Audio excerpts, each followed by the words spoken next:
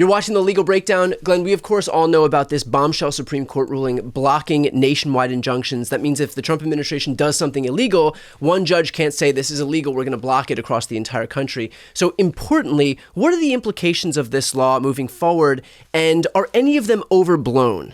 Brian, that's the perfect question, because I don't think the Supreme Court ruling is as bad or as dire or as dramatic as it may appear if all you hear is the Supreme Court ruled against birthright citizenship. That's not what they did. This is a procedural ruling. And what it says, Brian, is that if one litigant, let's use the example that's used in the opinion itself, a pregnant woman who's undocumented and who's about to give birth, and the Constitution says that child, when they are born in the United States, is a United States citizen, unless you give Donald Trump's executive order effect, rewriting the Constitution and canceling out of it the guarantee of birthright citizenship. The Supreme Court said in that circumstance that that plaintiff, that pregnant woman, can certainly bring suit and can try to protect the rights of her soon-to-be newborn child. However, what you can't do is procedurally sweep everybody else up into that suit without them being a named plaintiff, because the Supreme Court claims, at least the majority, 6 justices claim, that kind of exceeds the power that Congress granted to the federal judiciary. That's open to debate, but that's what they said. But most importantly, Brian, and this is what our viewers should hold fast to and take some comfort in, they suggested, but you can accomplish the same dang thing by just making it a class action. So, for example, if you get a series of plaintiffs, pregnant women who may be undocumented, but they may have been living here for decades, working, paying taxes, committing no crimes, doing everything right, and they're about to give birth, you can have a judge certify as a class all women who are similarly situated, and as long as the judge grants class certification, now that right extends to them all, and they're all part of this lawsuit, and they will be properly covered procedurally speaking. I know I'm dwelling on this, but this is an intensely procedural issue and ruling by the Supreme Court. It does not say Donald Trump's executive order canceling the guarantee of birthright citizenship from the Constitution is lawful and constitutional. It simply says when these suits are brought in court, they have to be brought in a different way procedurally. And Brian, here's the thing, literally within 2 hours of that Supreme Court ruling coming down, there have already been amended lawsuits, amended complaints filed in multiple federal jurisdictions. I predict you're going to see class action lawsuits in all 13 federal jurisdictions very soon.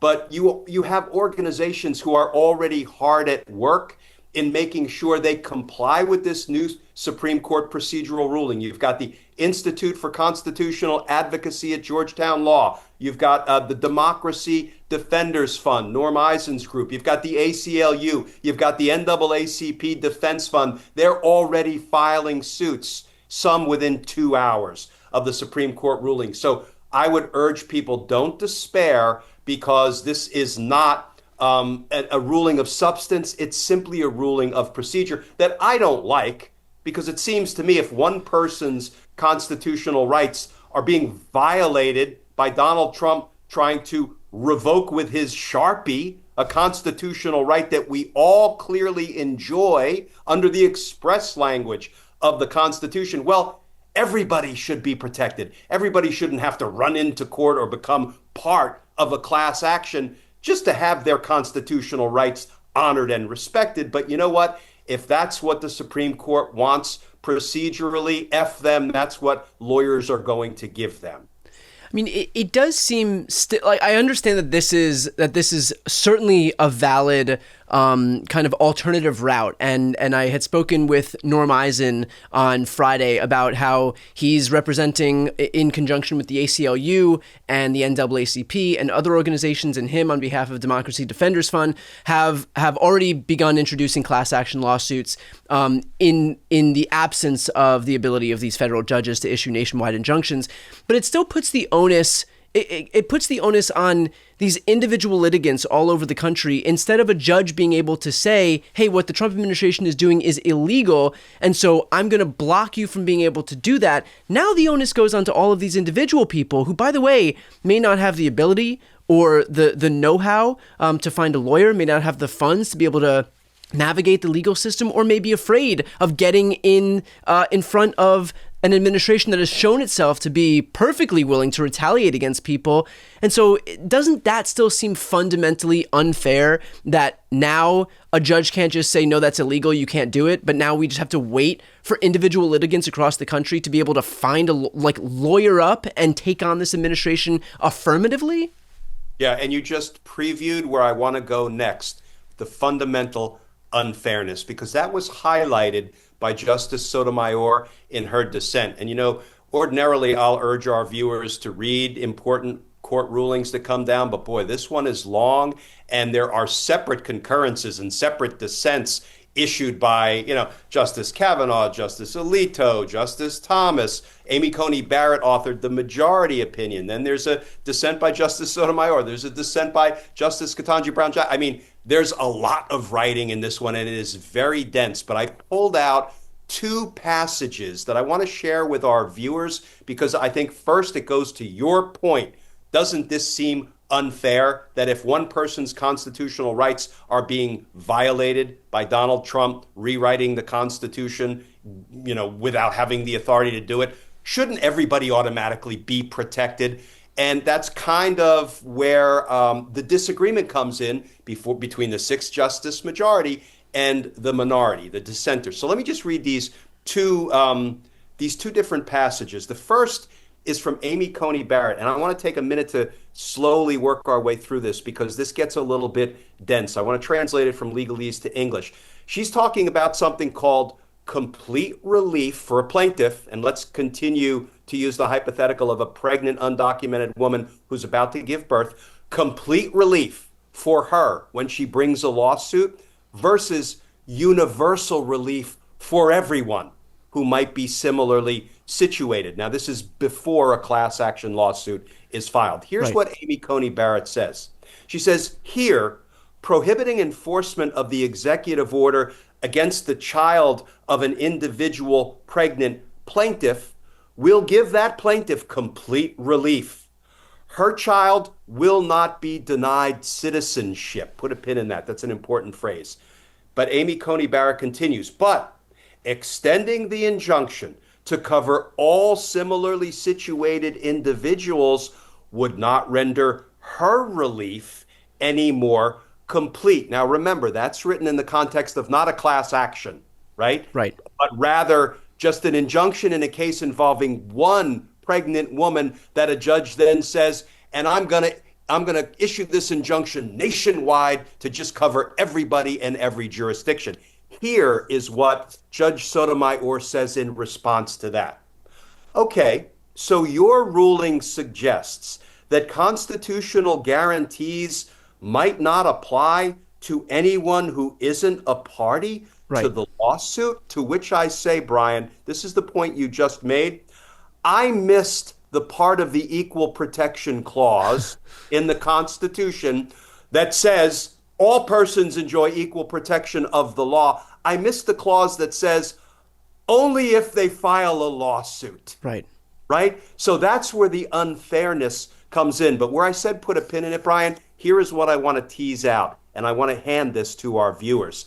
Amy Coney Barrett talked affirmatively about the constitutional guarantee of birthright citizenship when she said her child will not be denied citizenship in a case that she, the single plaintiff, brings. That, to me, sounds a hell of a lot like Amy Coney Barrett tipping her hand and saying, when we get to the issue of whether Donald Trump can cancel the constitutional guarantee of birthright citizenship, we're going to rule against him. Right now, we're in this preliminary procedural posture about how everybody gets to assert their rights. And we're going to require more of them. We're going to require class actions, not just an individual plaintiff bringing a case that will then automatically apply to everybody nationwide. And procedurally, I don't have a huge concern or beef with that,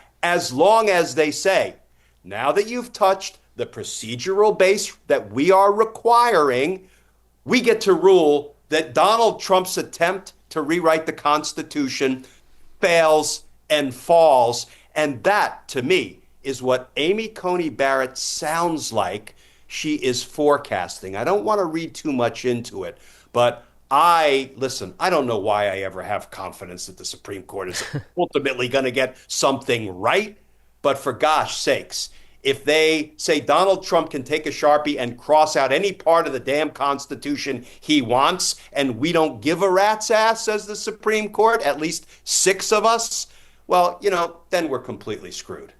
I think, too, what's most striking here is that they know full well that whereas nationwide injunctions for Trump's illegal orders, like this idea that he can write away birthright citizenship, that would cover everybody. But if you have to wait for these plaintiffs to become a party to class action lawsuits, that's going to strip away 99.9% of people, because the reality is they're not going to go and find attorneys. They might not be able to afford attorneys. Again, they might not want to be able to get in the sights of this administration that they know is going to be willing to retaliate against them. They might not know how to do it. And so there's so many reasons. There's so many impediments to people being able to become a party to these class action lawsuits that the reality is the vast majority never will. And I think the Trump administration and the Supreme Court justices know that full well. And so while they're pretending, they're putting up this facade that, oh, look, anybody can become a party to a class action lawsuit, the reality is that most Americans out here, myself included,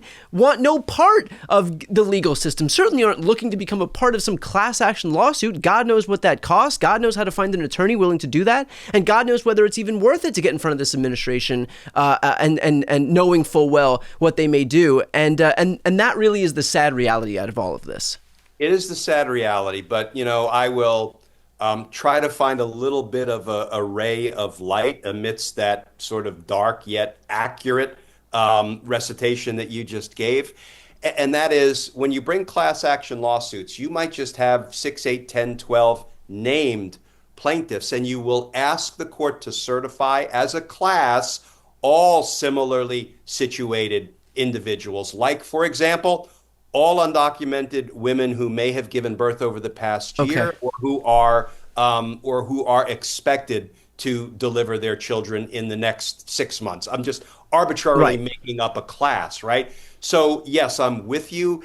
And, it almost feels to me like, in order to protect your rights, you're going to have to be kind of a person of privilege and means. Maybe we'll just have like we have poll taxes that were designed over the years and the decades to discourage minority voters. Let's just have a court tax, right? Right. So if you're not, willing to put $10,000 up front to have a lawyer represent you and vindicate your constitutional rights in court, well, then you're just out of luck. I have a feeling the Alitos and the Thomases of the world might be fine with that kind of an arrangement. Right. Well, look, this is still very much a live ball, so we will stay on top of whatever happens next, including other court cases we see, as the issue of birthright citizenship is decided on the merits eventually, not just the ability of the courts to impose these nationwide injunctions, but they're actually going to rule on the merits of eliminating birthright citizenship, and what happens next with these class action lawsuits as well. So for those who are watching, if you'd like to follow along, please make sure to subscribe. It's the best way to support our work. It doesn't cost you anything to subscribe. So if you're not yet subscribed to our channels, please go ahead and hit the subscribe button. I'm Brian Tyler Cohen. And I'm Glenn Kirshner. You're watching The Legal Breakdown.